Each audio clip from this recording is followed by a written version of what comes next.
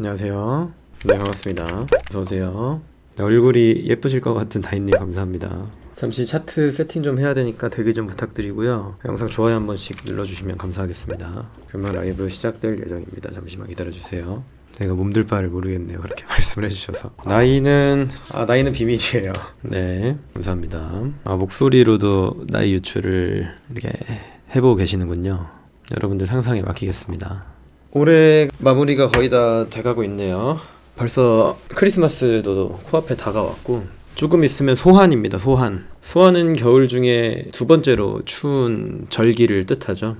소환, 대한 이렇게 남아있어요. 소환이 제가 알기로는 한 1월 6일쯤에 찾아오는 걸로 알고 있거든요. 그때 다들 옷 따뜻하게 여미고 다니시고 감기들 조심하시길 바라겠습니다. 자, 대략적으로 작도는 끝냈으니까 방향성에 대해서 함께 얘기를 해보고 넘어가 보도록 합시다. 지금은 같이 하는 사람들이 있습니다. 개인으로 하다가 편집자 분이 계시는데 같이 편집해주고 그러신 분들이 계세요. 상담 받아주시고. 자, 무튼 지금 차트를 간단하게 좀 보고 넘어가도록 할게요. 일단은 제가 단기 반등 나올 수 있는 자리라고 말씀을 드려봤어요. 여러분들 오전에 브리핑 올려드렸던 거 확인이 되신 분이 계실지는 모르겠지만, 자, 이렇게 4시간 분 기준으로 하락 채널을 타고 내려가는 와중에 밑꼬리를 단 수급 캔들이 발생을 했다. 우리가 통상적으로 알고 있는 이 하락 채널의 정의에 대해서 한번 얘기를 나눠보는 시간 가져보도록 할게요. 원래는 이런 식으로 하락 채널이 형성되는 상태였다는 얘기가 되죠. 패러럴 채널이 이렇게 내려가고 있는 상태였는데, 제가 여러분들한테 늘 말씀드리는 게 뭐냐면 돌려주면은 새로운 모멘텀이 생긴다, 이렇게 말씀을 드렸어요. 그거를 한 예를 들어볼게요. 어떻게 될 수 있을까? 자, 요때를 기준으로 잡아보겠습니다. 제가 여러분들한테 패러럴 채널을 여러 번 설명드리면서 아마 입력이 조금 되셨을 수도 있는데 색깔을 바꿔서 말씀을 드려볼게요. 자, 이런 식으로 노란색 패러럴 채널이 하방 진행이 되고 있었어요. 근데 이렇게 유의미한 지지 라인에서 돌리는 움직임이 나와주면서 모멘텀이 이런 식으로 바뀌었죠. 자, 확인되신 분들 3번 한번 입력 부탁드립니다. 3번. 패러럴 채널을 어떤 식으로 활용해야 되는지에 대한 설명을 드려볼 거니까요. 3번 한번 입력해 주시면 감사하겠습니다. 네, 좋아요. 3번 눌러주신 분들 감사드립니다. 자, 이게 어떤 얘기냐면요, 이 채널이 진행된다는 건 모멘텀이, 그러니까 하락 모멘텀으로 진행이 되고 있는 상태였잖아요, 이 노란색 채널이. 그러면 당연하게 이 하단을 찍어주면서 움직임을 가져가야 된다는 얘기고요. 하락 채널이 우리가 눈으로 보기에도 확실히 진행되고 있는 상태에서 채널 이 아래로 이 중단 라인을 기점으로 말씀을 드리는 거예요. 이 중단 라인을 기점으로 계속 아래에서 놀지 않고 모멘텀을 돌려주는 움직임이 나오면서 이런 식으로 방향을 바꿔주는 흐름이 나왔을 때는 비트코인의 이런 방향 전환을 우리가 생각을 해볼 수가 있다, 예측을 해볼 수가 있다라는 얘기가 되는 겁니다. 자, 그럼 이거를 4시간 봉에 적용해도 똑같겠죠. 비트코인의 하방 힘이 계속 강력하게 지속이 됐다면 이런 식의 움직임이 나와줬어야 마땅한데 그렇지 않고, 자, 이 친구도 돌려주는 듯한 움직임을 가져가려고 거래량 실린 양봉 나오면서 채널 상단을 돌파해주는 흐름이 나왔습니다. 그러니까 우리가 주의 깊게 봐야 될 부분은 뭐냐면, 이게 비트코인이 상단에 딱 맞고 떨어질 때 확실히 하방으로 가주면서 기존의 모멘텀을 가져가느냐, 아니면 캔들을 돌리는 듯한 조합이 나와주느냐, 이거를 채널과 함께 활용해서 보신다면 앞으로의 방향성 예측에 조금 더 도움을 받아볼 수 있다라는 말씀을 드릴 수가 있겠습니다. 자, 이렇게 채널이 내려가는 상태에서 어쨌든 돌려주는 흐름이 연출이 됐어요. 자, 이런 식으로 나오다가 상단 돌파가 나왔단 말이죠. 그 다음 다시 천천히 설명을 해볼게요. 다시 조금 더 이해를 하실 수 있게. 원래는 기존에 움직이던 모멘텀이 요렇게였죠. 요렇게였는데 상단 맞고 윗골이 달렸는데 밑으로 빠졌다가 수급 달린 캔들 나오면서 확 올라가 버리는 모습. 이거는 모멘텀을 우리가 다시 체크해 볼 필요가 있겠다, 횡보를 해줄 수 있겠구나 라는 관점을 추가해 볼 수가 있는 거고, 일단은 저점을 이렇게 2번 찍어줬어요. 거래량이 꽤 실린 4시간 봉이 연출되면서 RSI는 상승 다이버전스가 발생이 됐단 말이죠. 두 가지의 근거를 대볼 수가 있었던 상황이었습니다. 채널을 돌려주는 움직임, 그리고 과매도 구간이었고 상승 다이버전스가 나와준 상태였고, 분봉으로 조금 더 쪼개보도록 할게요. 한 15분봉 정도로 쪼개보도록 하겠습니다. 자, 밑꼬리도 꽤나 긴 상태로 캔들이 하나 나와줬죠. 보통 우리가 이 망치형 캔들에 대한 인식을 어떻게 하고 있냐면, 거리량이 강하면 강할수록 꼬리가 길면 길수록 추세 전환이 나타날 확률이 높다라고 알고 있어요. 캔들까지 체크를 해봤다면 3가지 정도의 근거를 확인을 해볼 수가 있었다. 그리고 4시간 봉으로 한번 보아하니 현재 구간이 어떤 구간인지 확인을 해봐야겠죠. 일단은 자, 주요한 지지 라인을 우리가 체크를 해보자면은, 자, 16.8 정도예요. 제가 늘 말씀드리는 부분인데 16.8K를 보시면 이렇게 지지를 여러 번 받았었죠. 지지를. 근데 밑으로 빠졌어요. 1차적으로 빠졌는데 매집이 한번 들어와 준 다음 모멘텀을 돌렸죠. 잘 보시면 매집을 할 때도 이 16.8을 넘기지 못하는 모습이 나와줍니다. 그 다음 다시 밑으로 빠졌는데 또 16.8을 지켜줘요. 이런 자리를 또 맥점이라고 부를 수가 있겠죠. 자, 밑으로 비트코인이 아무튼 상승했다가 쭉 빠졌어요. 근데 또 16.8을 못 넘어줍니다. 그죠? 보이시죠? 이렇게 16.8을 못 넘어주는 모습. 그러니까 가장 의미 있는 구간을 찾으시면 되는 거예요. 지지선은. 그리고 가장 최근에 지지 저항을 받았던 점 또한 같이 염두에 두면서 과거의 차트를 함께 대입하면은 유의미한 라인을 찾아볼 수가 있다라는 말씀을 드릴 수가 있는데, 그러한 관점으로 지금 주요한 지지 라인 이 정도로 볼 수 있겠죠. 16.8이 깨진 다음에 16.6 정도가 될 수 있다는 얘기입니다. 여구간이겠죠. 가장 최근에 자 보시면 저항받았었고 지지받았던, 자, S와 R이 함께 공존하는 요 지지저항선 뚫릴 수 있을 거라고 사실 예측을 할 수 있어요. 왜 예측을 할 수 있냐면, 가장 최근에 이렇게 수급이 들어왔던 라인을 이런 식으로 지켜준다는 거는 한 번 더 하방으로 쏟을 수 있다는 얘기가 됩니다. 16.8K 라인을 자세히 보시면은 이게 이 선을 밑으로 빠졌다가 다시 지지받고 저항받고 굉장히 명확하게 연출이 되는 라인인데, 이 다음의 지지 라인이 16.6, 여기는 딱 걸쳐서 움직이는 느낌이 나와요. 이런 경우에는 한 번 더 밑으로 향해 줄 확률이 굉장히 높다고 보시면 됩니다. 아무튼 그 다음에 맥점을 찾아보게 되면 요 구간이죠. 요 구간. 자, 보이시죠? 한 번, 두 번, 세 번 나왔던 우측으로 쭉 이어보게 되면 16.3 정도가 나오게 됩니다. 16.3에서 밑꼬리 달고 올려준 거예요. 어쨌든 이 다음에 수급점은 여기였다는 얘기가 되는 거니까. 그러니까 우리가 여기서 반등을 노려볼 만한 이유는 뭐 3-4가지가 넘었다는 말씀을 드릴 수가 있는 겁니다. 자, 이해되신 분들 7번 한번 눌러주세요. 7번. 네. 이해가 또 안 되신 부분이 있으시다면 말씀을 해주시면 되시고, 자, 이어서 또 설명을 드려보도록 하겠습니다. 앞으로의 방향성은 또 어떻게 흘러갈 수 있을지에 대해서 함께 얘기 나눠보는 시간을 가져보도록 할게요.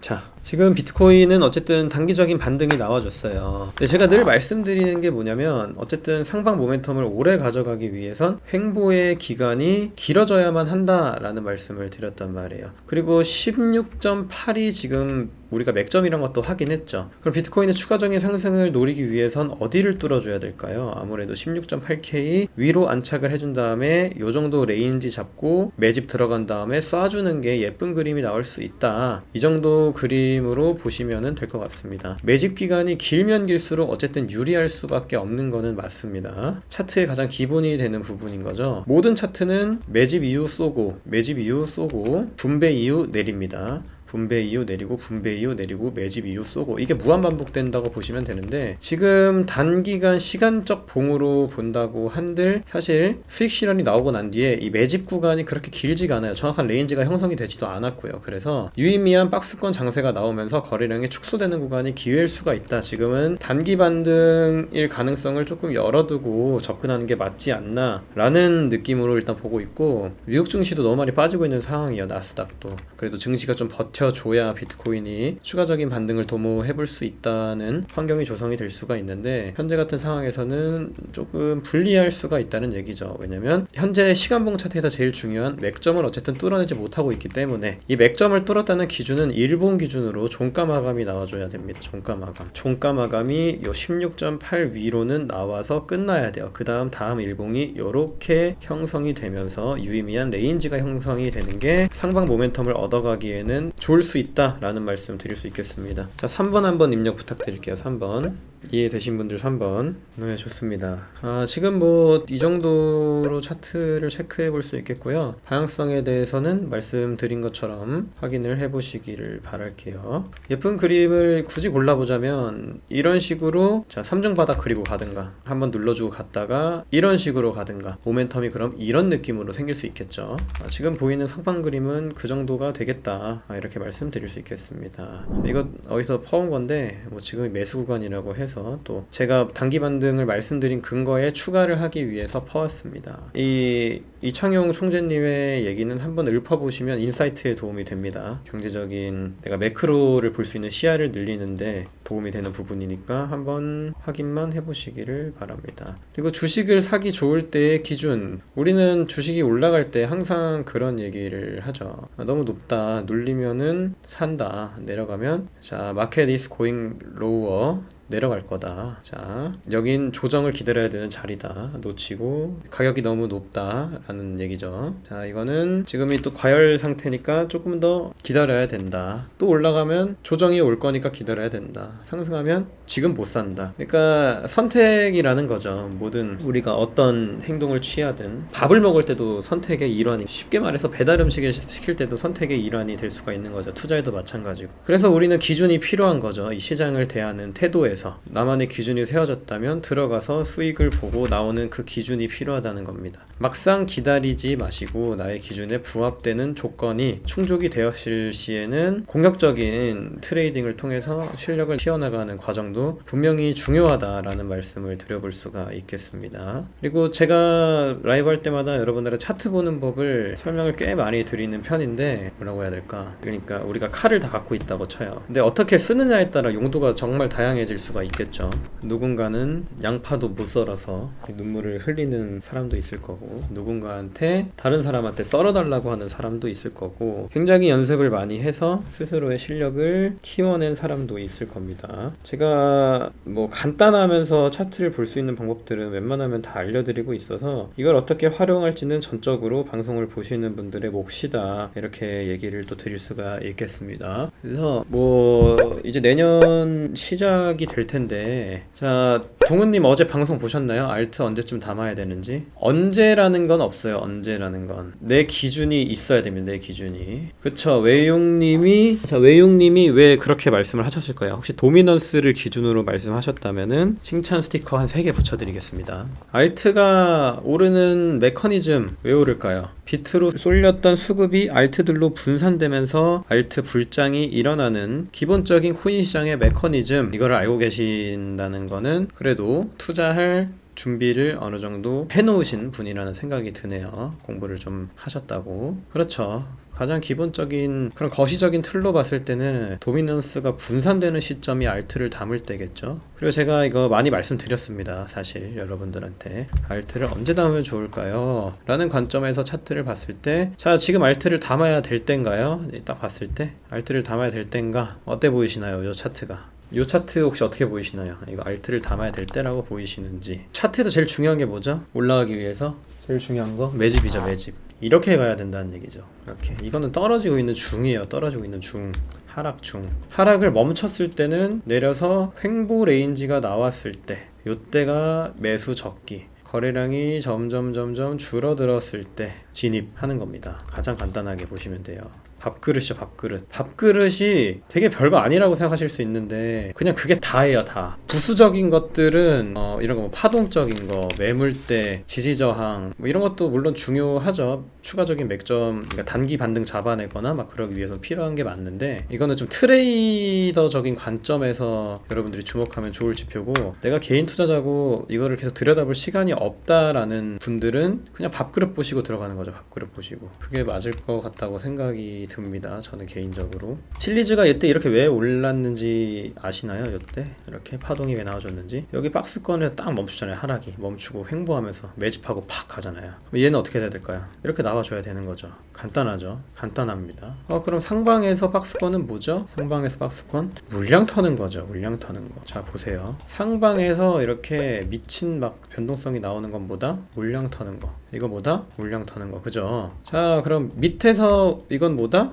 물량 모으는 거. 자 쉬워요? 어려워요? 여러분들 쉽나요? 어렵나요? 설명드린 게. 야, 이게 뭐라고 해야 될까? 해보셔야지, 일단. 해보셔야 돼요. 15분봉 켜서. 이게 모든 분봉에 적용이 되는 거거든요. 모든 분봉에. 자, 봅시다. 모든 분봉에 적용이 된다. 매집에는 두 가지가 있습니다. 일단 큰 틀을 자, 봐야 되겠죠. 비트를 토대로 봅시다. 비트를 토대로 딱 봐요. 비트가 반등이 이렇게 페닉셀 형식으로 나왔어요. 페닉셀, 그죠? 이게 1시간 봉이에요. 1시간 봉으로 딱 나오고 고점에서 횡보를 해요. 어쨌든 저점이 새로 형성이 된 거죠. 이렇게 형성이 됐는데 고점에서 횡보를 해요. 탁 빠지죠. 근데 밑에서 쌍바닥 나와주면서 일정 기간 또 물량을 모읍니다. 다시 올라가요. 고점에서 또 횡보를 해요. 빠지죠. 이번에 반등을 줬는데 이 반등의 모양이 뭐죠? 하나죠. 하나. 띡 나온 거죠. 띡. 이런 거는 빠른 익절 하는 거예요. 빠른 익절. 만약에 얘가 이렇게 빠져서 이렇게 갔으면은 더 세게 갔어요. 더 세게. 근데 얘가 패닉셀로 나와서 이런 식으로 고점 또 물량 터니까 어떻게 되죠? 빠져요. 다시 저점에서 횡보가 나와요. 올라가. 이렇게 간단하게 보시는 거예요. 간단하게. 모든 분봉에 적용이 가능하니까 1분봉으로 매매는 하지 마시고 연습을 많이 하셔야 알겠죠? 아무래도 설명만 듣기보단 방송 돌려보시면서 연습해 보시기를 바라겠습니다. 네, 뭐 말씀드릴 건 다 드려서 저는 이제 종료를 하겠습니다. 오늘 좀 피곤해가지고 먼저 들어가 보도록 할게요. 더 드릴 말씀도 없고. 아무튼 시청해주셔서 감사드리고 내일 또 라이브 때 찾아뵙도록 하겠습니다. 감사합니다.